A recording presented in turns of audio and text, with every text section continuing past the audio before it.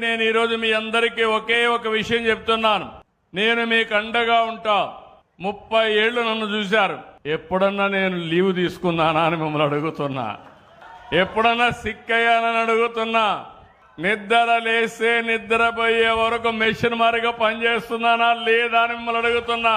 అవును అంటే చేయలేదు చెప్పండి అవునని.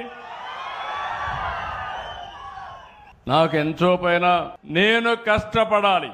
నా ద్వారా ప్రభుత్వ యంత్రాంగాన్ని పనిచేయించాలి, అభివృద్ధి చేయాలి, ఆదాయం పెంచాలి.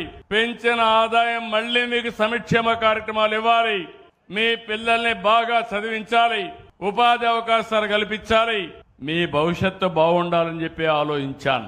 మొన్నటి వరకు వితంతువులకు పింఛన్లు ఇచ్చేవాళ్ళు కాదు. భర్త చనిపోతే పింఛన్ లేదు, ఎన్నో ఇబ్బందులు పడ్డారు. ఈ రోజు నేను వచ్చిన తర్వాత ఒకటే చెప్పాను, భర్త చనిపోతే ఆ నెల నుంచి ఆయన భార్యకు పింఛనిచ్చే విధానం, వితంతు పింఛనిచ్చే విధానాన్ని తీసుకొచ్చామని చెప్పి కూడా నేను మీకు తెలియజేస్తున్నా. ఈ నెలలో మీరు చూస్తే 3,14,7,872 మందికి వితంతు పింఛన్లు కొత్తగా ఇచ్చాం. ఒకప్పుడు గాని ఒక నెలలో గాని తీసుకోకపోతే రెండో నెల ఎగ్గొట్టేవాళ్ళు.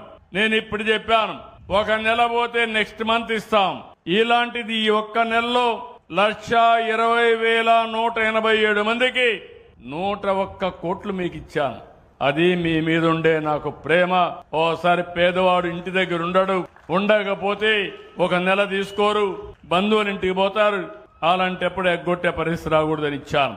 రెండో నెల 2 నెలలు తీసుకోకపోయినా 3వ నెల మళ్ళా ఇచ్చాం. అలాంటి వాళ్ళు 3 నెలల్లో ఈ నెలలో 11,986 మందికి ఇచ్చాను.